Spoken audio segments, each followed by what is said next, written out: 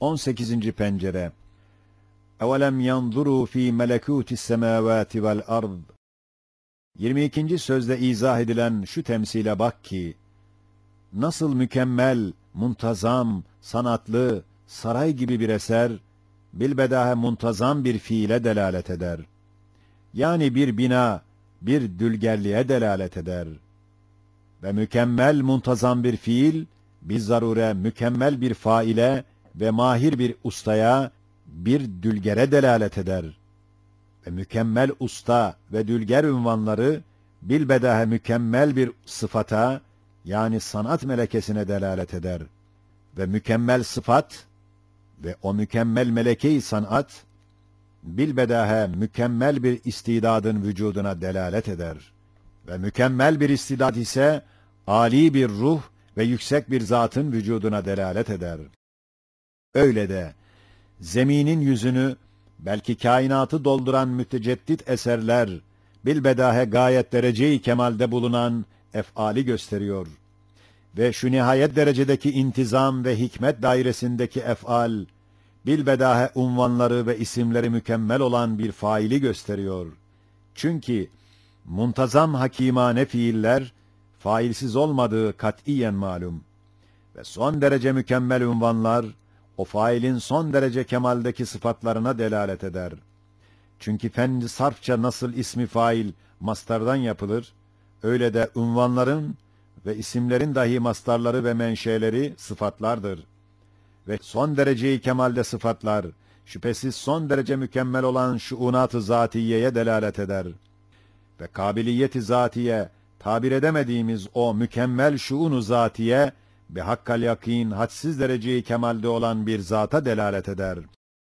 İşte bütün alemdeki asar-ı sanat ve bütün mahlukat, her biri birer eseri mükemmel olduğundan, her biri bir fiile ve fiil ise isme, isim ise vasfa ve vasıf ise şe'ne ve şe'n ise zata şehadet ettikleri için, masnuat adedince bir tek sani Zülcelal'in vücubu vücuduna şehadet ve ehadiyetine işaret ettikleri gibi, heyet-i mecmuası ile silsile-i mahlukat kadar kuvvetli bir tarzda bir mirac-ı marifettir.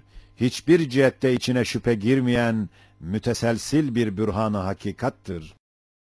Şimdi ey biçare münkiri gafil, silsile-i kainat kadar kuvvetli şu bürhanı ne ile kırabilirsin? Şu masnuat adedince hakikatin şuağını gösteren hadsiz delikli ve kafesli şu pencereyi ne ile kapatabilirsin? Hangi perdeyi gafleti üstüne çekebilirsin? 19. pencere. Tüsebbihu lehu's semâvâtu's seb'u vel ardu ve men fîhin ve in min şey'in illâ yusebbihu bihamdih. Sırrınca, Sani Zülcelal, semavatın ecramına o kadar hikmetler, manalar takmış ki, güya celal ve cemalini ifade etmek için semavatı, güneşler, aylar, yıldızlar kelimeleriyle süslendirdiği gibi, cevvi semada dahi olan mevcudata öyle hikmetler ve manalar ve maksatlar takmış ki, güya o cevvi semayı berkler, şimşekler, rahatlar, katreler kelimeleriyle intak ediyor ve kemali hikmet ve cemali rahmetini ders veriyor. Ve nasıl zemin kafasını hayvanat ve nebatat denilen manidar kelimeleriyle söyleştirip, kemalat-ı sanatını kainata gösteriyor, öyle de o kafanın birer kelimesi olan nebatları ve ağaçları dahi yapraklar, çiçekler, meyveler kelimeleriyle intak edip, yine kemali sanatını ve cemali rahmetini ilan ediyor. Ve birer kelime olan çiçekleri ve meyveleri dahi, tohumcuklar kelimeleriyle konuşturup, dekaik-ı sanatını ve kemali rububiyetini ehli şuura talim ediyor. İşte bu hadsiz kelimat-ı tesbihiye içinde, yalnız tek bir sümbül ve tek bir çiçeğin tarzı ifadesine kulak verip dinleyeceğiz. Nasıl şehadet eder bileceğiz. Evet, her bir nebat, her bir ağaç, pek çok lisan ile sanilerini öyle gösteriyorlar ki, ehli dikkati hayretlerde bırakır ve bakanlara, Sübhanallah, ne kadar güzel şehadet ediyor dedirtirler. Evet, her bir nebatın çiçek açması zamanında ve sümbül vermesi anında tebessümkârane manevi tekellümleri hengamındaki tesbihleri kendileri gibi güzel ve zahirdir. Çünkü her bir çiçeğin güzel ağzı ile ve muntazam sümbülün lisanı ile ve mevzun tohumların ve muntazam habbelerin kelimatı ile hikmeti gösteren o nizam, bil müşahede, ilmi gösteren bir mizan içindedir. Ve o mizan ise, mehareti sanatı gösteren bir nakş-ı sanat içindedir. Ve o nakş-ı sanat, lütuf ve keremi gösteren bir zinet içindedir. Ve o zinet dahi, rahmet ve ihsanı gösteren latif kokular içindedir.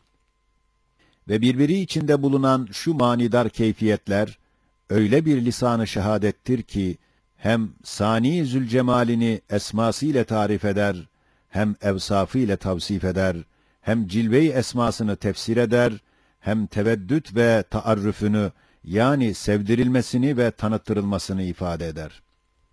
İşte bir tek çiçekten böyle bir şehadet işitsen, acaba zemin yüzündeki Rabbani bağlarda umum çiçekleri dinleyebilsen, ne derece yüksek bir kuvvetle Sani Zülcelal'in vücubu vücudunu ve vahdetini ilan ettiklerini işitsen, hiç şüphen ve vesvesen ve gafletin kalabilir mi?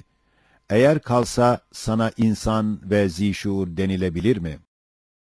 Gel şimdi bir ağaca dikkatle bak. İşte bahar mevsiminde yaprakların muntazaman çıkması, çiçeklerin mevzunen açılması, meyvelerin hikmetle, rahmetle büyümesi ve dalların ellerinde masum çocuklar gibi nesimin esmesiyle oynaması içindeki latif ağzını gör. Nasıl bir dest-i kerem ile yeşillenen yaprakların diliyle ve bir neşe-i lütuf ile tebessüm eden çiçeklerin lisanı ile ve bir cilve-i rahmet ile gülen meyvelerin kelimatı ile ifade edilen hikmetli nizam içindeki adilli mizan ve adli gösteren mizan içinde bulunan dikkatli sanatlar, nakışlar ve meharetli nakışlar ve zinetler içinde rahmet ve ihsanı gösteren ayrı ayrı tatlı tatmaklar ve ayrı ayrı güzel kokular ve hoş tatmaklar içinde birer mucize-i kudret olan tohumlar ve çekirdekler, gayet zahir bir surette bir sani hakim, kerim, rahim, muhsin, münim, mücemmil, mufaddılın vücubu vücudunu ve vahdetini ve cemali rahmetini ve kemali rububiyetini gösterir. İşte eğer bütün ruh-i zemindeki ağaçların lisan hallerini birden dinleyebilsen, yusebbihu lillahi ma fis semavati ve ma fil ard hazinesinde ne kadar güzel cevherler bulunduğunu göreceksin, anlayacaksın. İşte ey nankörlük içinde kendini başıboş zanneden bedbaht gafil, bu derece hadsiz lisanlarla kendini sana tanıttıran ve bildiren ve sevdiren bir Kerim-i Zülcemal, tanımak istenilmezse bu lisanları susturmalı. Madem ki susturulmaz, dinlemeli. Gafletle kulağını kapasan kurtulamazsın. Çünkü sen kulağını kapamakla kainat sükût etmez. Mevcudat susmaz. Vahdaniyet şahitleri seslerini kesmezler. Elbette seni mahkum ederler. 20. pencere. Haşiye. Şu 20. pencerenin hakikati bir zaman Arabi bir surette şöyle kalbe gelmişti.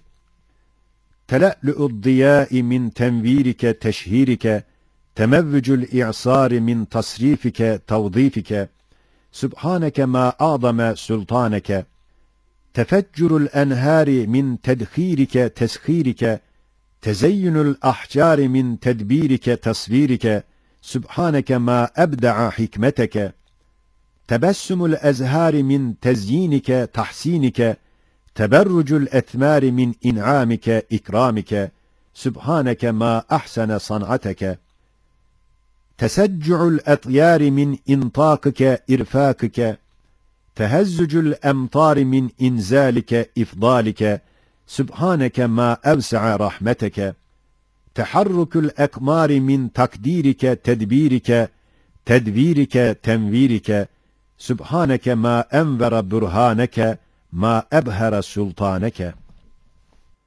Fesubhanellezî biyedihi melekûtu kulli şey ve in min şeyin illa indena hazâinuh ve mâ nunezziluhu illa biqaderin ma'lûm. وأرسلنا الرياح لواقح فأنزلنا من السماء ماء مباركا فأسقيناكموه وما أنتم له بخازنين. Nasıl cüz'iyat ve neticelerde ve teferruatta kemali hikmet ve cemali sanat görünüyor, öyle de tesadüfi ve karışık tevehhüm edilen külli unsurların, büyük mahlukatın zahiren karışık vaziyetleri dahi bir hikmet ve sanat ile vaziyetler alıyorlar. İşte ziyanın parlaması, sair hikmetli hidematının delaletiyle, yeryüzünde masnuat-ı ilahiyeyi izni Rabbani ile teşhir ve ilan etmektir. Demek bir sani hakim tarafından ziya istihdam ediliyor. Çarşı-ı alem sergilerindeki antika sanatlarını onun ile irae ediyor. Şimdi rüzgarlara bak ki, sair hakimane, kerimane faydelerinin ve vazifelerinin şehadetiyle gayet mühim ve kesretli vazifelere koşuyorlar. Demek o dalgalanmak, bir sani hakim tarafından bir tavziftir, bir tasriftir, bir kullanmaktır. Dalgalanmaları ise emri Rabbani'nin çabuk yerine getirilmesine süratle çalışmaktır. Şimdi bak çeşmelere, çaylara, ırmaklara, yerden, dağlardan kaynamaları tesadüfi değildir. Çünkü onlara terettüp eden asar-ı rahmet olan faydelerin ve semerelerin şehadetiyle ve dağlarda bir mizan-ı hacetle ittiharlarının ifadesiyle ve bir mizan-ı hikmetle gönderilmelerinin delaletiyle gösteriliyor ki, bir Rabb-ı Hakîm'in teshiriyle ve ittihariyledir ve kaynamaları ise onun emrine heyecanla imtisal etmeleridir. Şimdi yerdeki bütün taşların ve cevahirlerin ve madenlerin envana bak.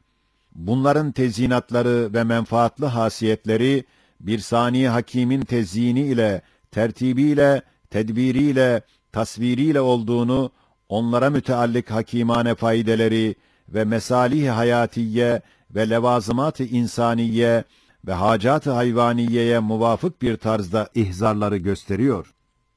Şimdi çiçeklere, meyvelere bak. Bunların gülümsemeleri ve tatları ve güzellikleri ve nakışları ve koku vermeleri, bir sani kerimin, bir mün'im-i rahimin sofrasında birer tarife, birer davetname hükmünde olarak, muhtelif renk ve koku ve tatlarla her nev'e ayrı ayrı tarife ve davetname olarak verilmiştir. Şimdi kuşlara bak, onların söyleşmeleri ve cıvıldaşmaları, bir sani hakimin intak ve söyletmesi olduğuna delili kat'î ise, hayret verir bir tarzda birbirine o seslerle müdavele-i hissiyat ve ifade-i maksat etmeleridir. Şimdi bulutlara bak, yağmurun şıpıltıları manasız bir ses olmadığına ve şimşek ile gök gürlemesi boş bir gürültü olmadığına kat'î delil ise, hali bir boşlukta o acayibi icat etmek ve onlardan âb-ı hayat hükmündeki damlaları sağmak ve zemin yüzündeki muhtaç ve müştak zihayatlara emzirmek, gösteriyor ki, o şırıltı, o gürültü gayet manidar ve hikmetdardır ki, bir Rabb-ı Kerim'in emriyle müştaklara o yağmur bağırıyor ki, sizlere müjde, geliyoruz manasını ifade ederler.